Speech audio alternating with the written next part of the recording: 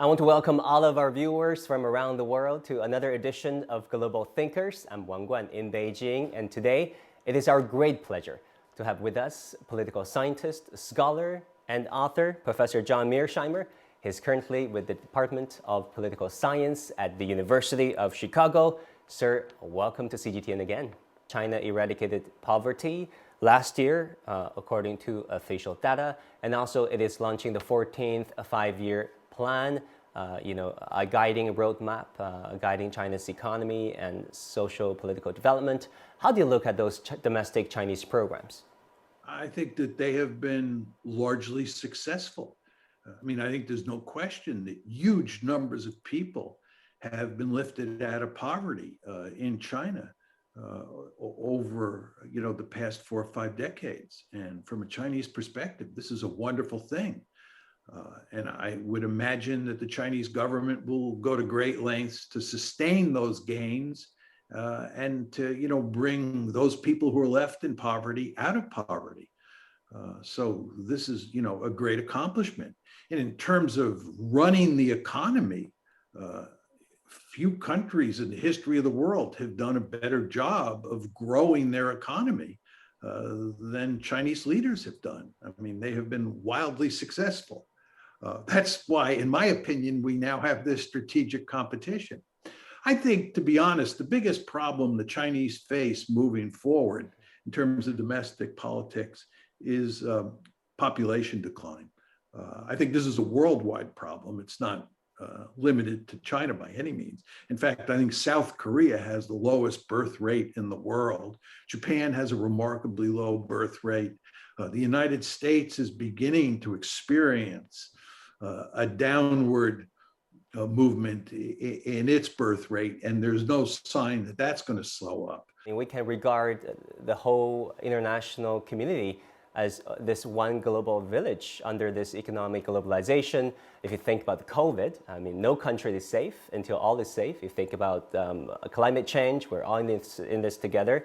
Can't you look at it that way? Well, I think there's no question that there are certain areas in which China and the United States will cooperate. I think proliferation is one of those issues, for example.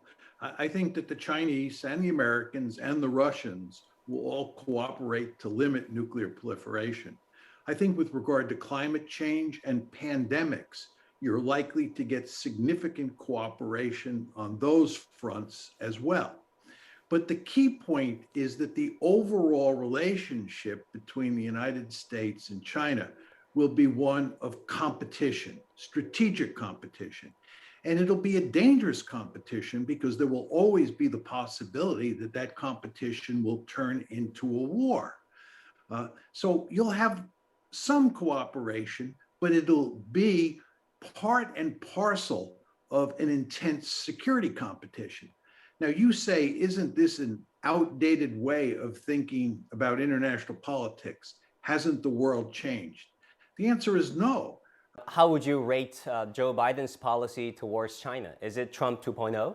It's almost Trump 2.0. It's very interesting, but a lot of people thought that when Biden took office that he would go back to the China policy of the Clinton administration, the Bush administration, and the Obama administration, where he had been vice president. That's another way of saying a lot of people thought we would go back to pursuing a policy of engagement instead of the containment policy that Trump pursued.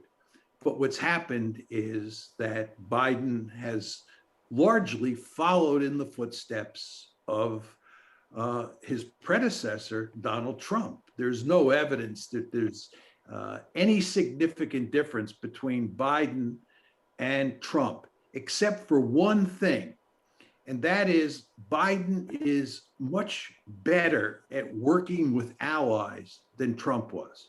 Trump was at heart a unilateralist, and Trump really had little use for our allies.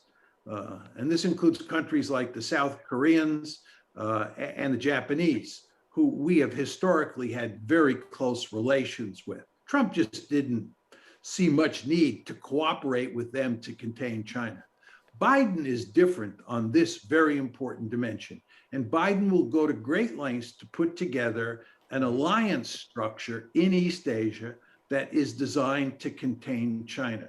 But other than how Biden deals with allies, I don't think there's much difference between him and Trump. Okay, Professor, many in the Biden administration, many liberals in America say that there is a necessity to contain China's rise because of values, because of different ideologies. And they point out the so-called fact that there is this human rights concern in Xinjiang over Hong Kong. Is that really the case? Is that really why, over ideologies and different values, that America is afraid of China's rise? I think there's no question that rhetorically, American policymakers and American elites in general will emphasize that the competition between the United States and China is about ideology. It's about two different political systems competing with each other. And this is analogous to what happened in the Cold War when we talked about the Soviet Union as a communist state and the United States as a capitalist democracy. Ideology was very important rhetorically in the Cold War, as it will be in the US-China competition. Is this really a competition that's ideological at its core? The answer is no. The United States has had wonderful relations with China for a long period of time, for many decades. The United States in 1985, 1995, 2005, and 2015 had no difficulty dealing with this state. There's been no change in the political system in China. So what's going on here is that to mobilize political support in the West against China, and even in East Asia against China, but that's not what's driving the train here. What's driving the train is power politics. So it's that power competition, not ideological competition, that is the root cause of the situation that we see today.